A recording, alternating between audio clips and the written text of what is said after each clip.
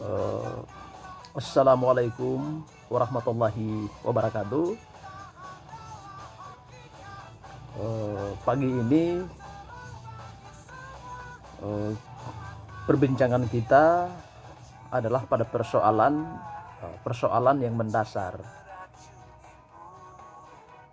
Mengapa pada persoalan-persoalan yang mendasar? Karena setiap manusia yang mempunyai akal membutuhkan sebuah instrumen atau sebuah alat ukur di dalam memahami sesuatu atau memaknai sesuatu atau untuk mendalami sesuatu. Nah, justru itulah antara manusia dan hewan itu ada perbedaannya. Perbedaannya di mana? Perbedaannya adalah pada persoalan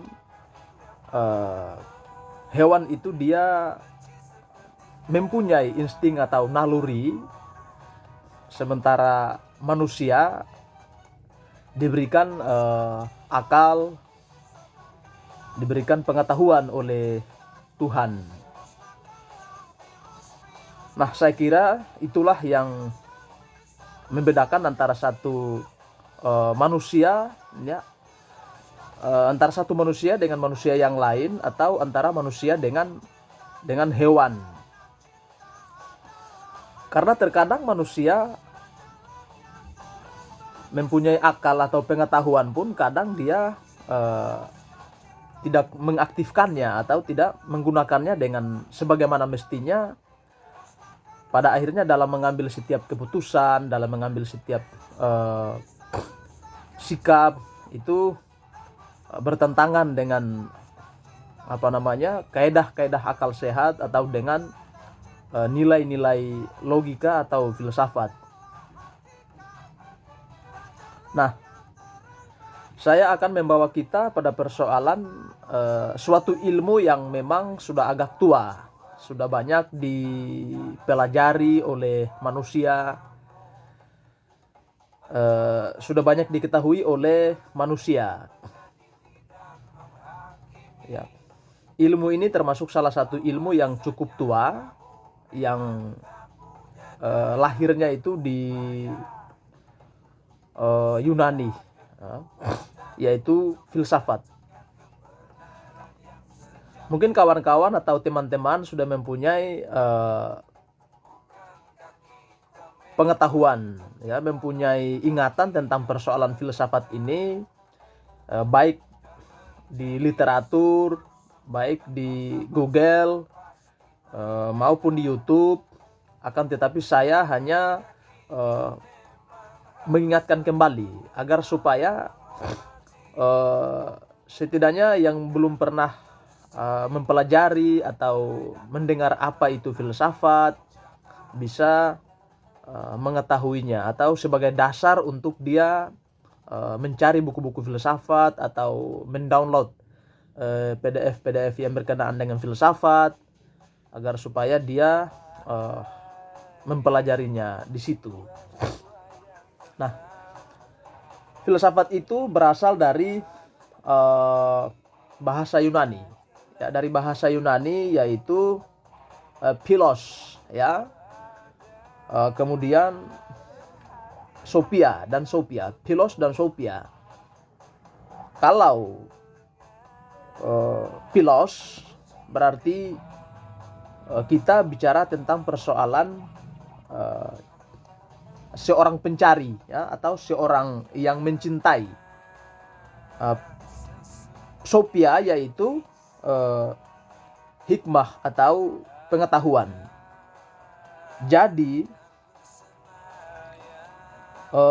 kata filosofus diciptakan untuk menekankan sesuatu, atau itu secara etimologis. Kalau secara terminologis, maka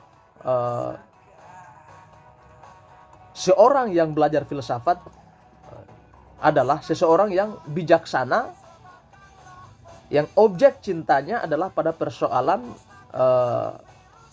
kearifan, pada persoalan kebijaksanaan, pada persoalan kebajikan, begitu. Nah, itu manfaat atau hikmah daripada orang yang belajar tentang filsafat. Ya.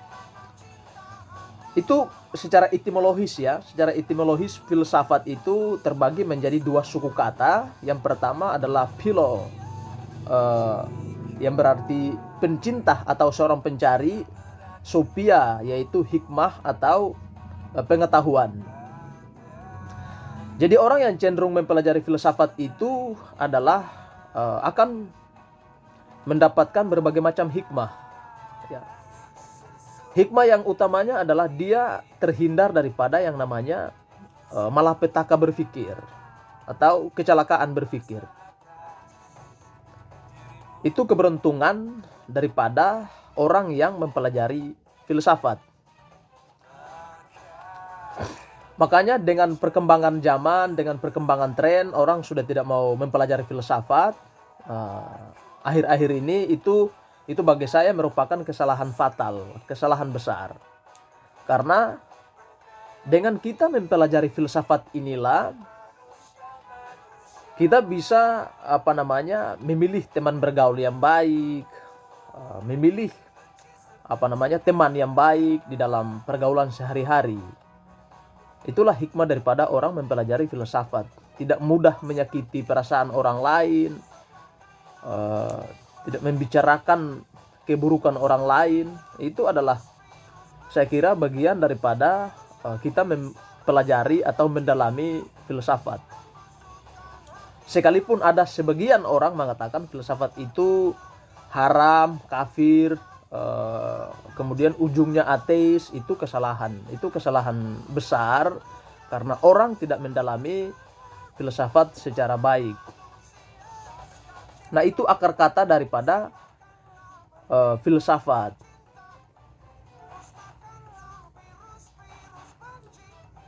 Kemudian peletak daripada filsafat ini adalah di antaranya Pitagoras ya, salah satunya Pitagoras yang hidupnya pada 582 hingga 496 sebelum Masehi. Kemudian dilanjutkan oleh Plato yaitu pada 428 hingga 348 sebelum Masehi.